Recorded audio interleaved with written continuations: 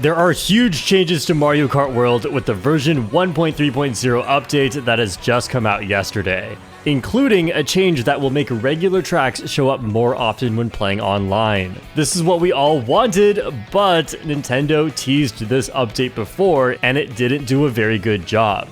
So let's talk about this new update and what it means for Mario Kart World. So there are a few updates here that are very important and affect everyone, especially competitive players like myself, but we're going to start with you can now join friends playing Knockout Tour by selecting friends from online play one player. That is awesome, but that already should have been in the game from day one. But oh well, they have fixed it. Up to 2 players can now play free roam while waiting if the game was full when trying to join friends playing race, knockout tour, or battle in online play. That's a mouthful. I haven't tested this, but what it seems to me is that there's basically a 2-player waiting list. So as long as the room is full, up to 2 players can do this. Now, I tried to join a full room earlier and it wouldn't let me, so I'm assuming there maybe were more than 2 players waiting. I'm not too sure about this one, but as we go through, I'll let you know how much I actually know about these. We're going to try not to make too many assumptions. The free roam map now displays the locations of P-switches you run over and Peach medallions you've obtained. So when you are in the free roam mode, when you open up the map, it would always show you at the bottom how many P-switches and Peach medallions you've collected, but you don't know how many there are in total or where they are at all. And now it tells you. For P-switches, it also tells you your high score in the ones that you've already completed, or no score if you have not completed it. And for Peach medallions, it tells you exactly where they are, so it's not much of a secret, it's more just a challenge to get there. Now, the question blocks are still a secret. It doesn't tell you where exactly they are, but it tells you which track you should go to, and that has always been here. I think this is a great change, especially if you're trying to 100% complete Mario Kart World, because otherwise, it's really tough to figure out which ones you're missing. In free roam, you can now transform into the character pulled into the UFO. Also, it is now easier to encounter UFOs in free roam. So basically, there's these UFOs roaming around, and if you go into one, you get to drive it. It's just like other drivable vehicles. Except now, if you pick up a character, then you transform into that character. And what that means is you can actually unlock characters using this method. Especially if you have a friend who has a character unlocked that you don't have unlocked. Now, this is a much faster way if you have a friend or find someone online to help you with this, because the old method of getting into 2-player and spamming a Kamek until you finally unlock the character is just so horrible, terrible game design. At least you have an alternative now that can be a lot easier. The conditions for the appearance of some Peach medallions in free roam have been adjusted. I don't actually know what that means. I thought Peach medallions are just out there. I don't know that there are conditions, but ask somebody else about this. I don't know. I don't care too much about the Peach medallions. When spectating in Knockout Tour or Balloon Battle or in online play or wireless play, you can now choose who to watch, even if you are holding the Joy-Con 2 or Joy-Con horizontally. Okay, thanks Nintendo.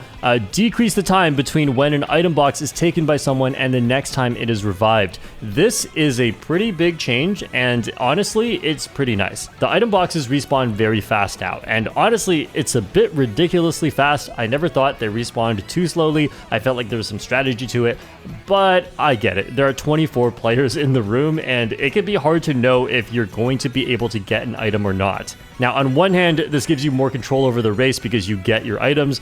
On the other hand, there are going to be more items flying around, so good luck dealing with that.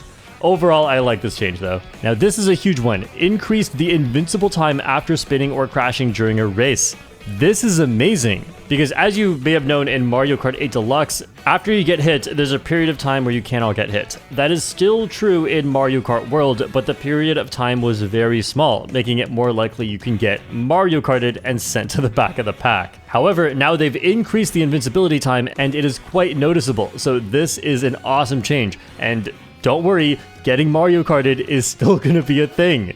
You can't stop it from happening. It's just less likely now. Reduce the force of jumps when landing on a rival from above. Awesome, awesome, great stuff, Nintendo. No one really liked the head bounce mechanic because there's hardly ever a time where this is gonna help you. It almost always hurts you, and in theory, there's nothing wrong with that, but the worst part is because of online lag and because there are so many players, you pretty much have no control over when you are going to bounce on somebody's head, and it's almost always catastrophic. Like, the items are random enough, I don't need random game mechanics activating and ruining my race at the same time. Skill issue or not, I never liked the design of head bounces, and I'm glad they have been nerfed. Decrease the amount of time between when you finish and when spectating begins in Knockout Tour or Balloon Battle in online play or wireless play. I didn't notice this too much. I guess I have played Knockout Tour, and when the race ends for me, yeah, sometimes I miss part of the race for watching other people, but I don't care too much.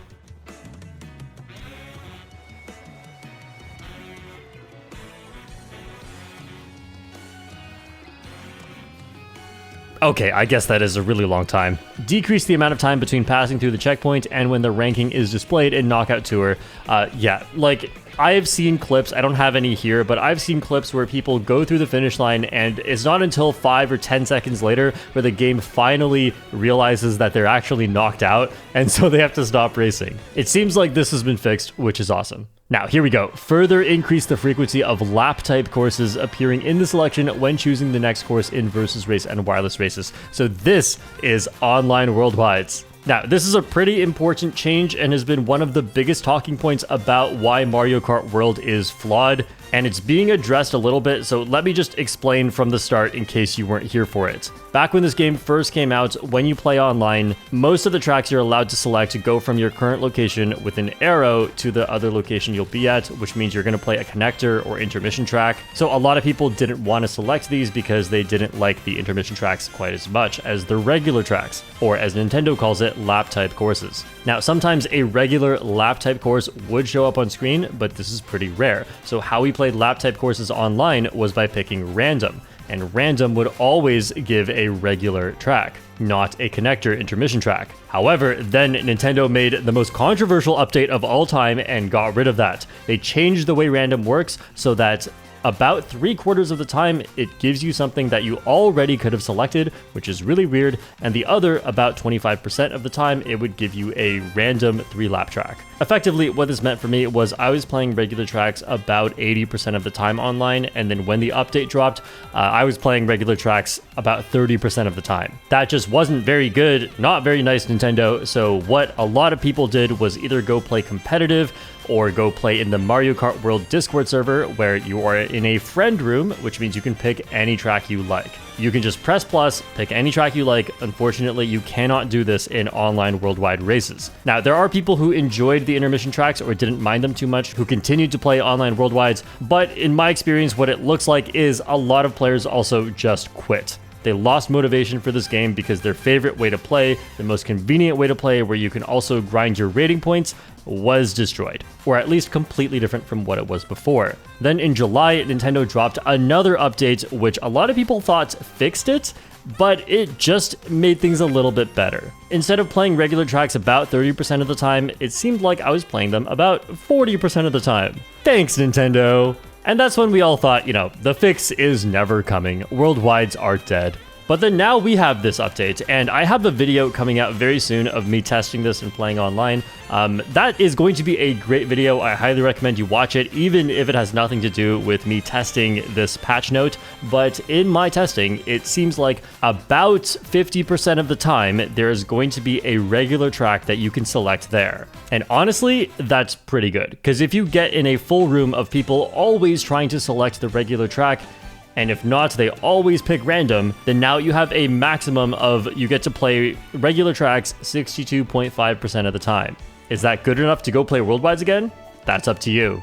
I have said before that I want it to be at least about 70%, so even the best case scenario is not quite 70% of regular tracks. However, that was always just my speculation. I've never actually experienced that. So now that I've experienced 50%, it seems pretty good to me, but it's not nearly as good as it was when the game first came out. Now, there are more patch notes, fixed issues. These are pretty much just glitches. So a lot of the time you would have never run into any of these. Like for example, fixed an issue in online play where the ranking would sometimes become incorrect if a player went off course at the same time as reaching the finish line. Personally, I've never encountered this. I have seen clips of it, but it is very rare. So yeah, if you'd like to read the rest of it, there it is. But I think one thing that's really funny is the ending patch note. Several other issues have been addressed to improve the gameplay experience. This sounds like nothing, but if you saw the last patch, they had the exact same thing written right here, and it was huge. In the last patch when they wrote this, basically what changed was that trick boosts got stronger. They accelerated you up to full speed faster, and this just like destroyed every single time trial record. It's still early into the game, whatever, they're not that optimized, it's fine. But it was a drastic change hidden in the most innocuous patch note. As with any patch notes, there is going to be speculation. This just came out and there hasn't been a lot of time to test, but I'm excited to play more Mario Kart World because honestly, I think this game just got much better. Is it perfect? No, it is still very, very flawed. But this game is much better than it was yesterday. And maybe Nintendo felt the pressure to finally listen to our feedback because Sonic Racing Cross Worlds is coming out soon.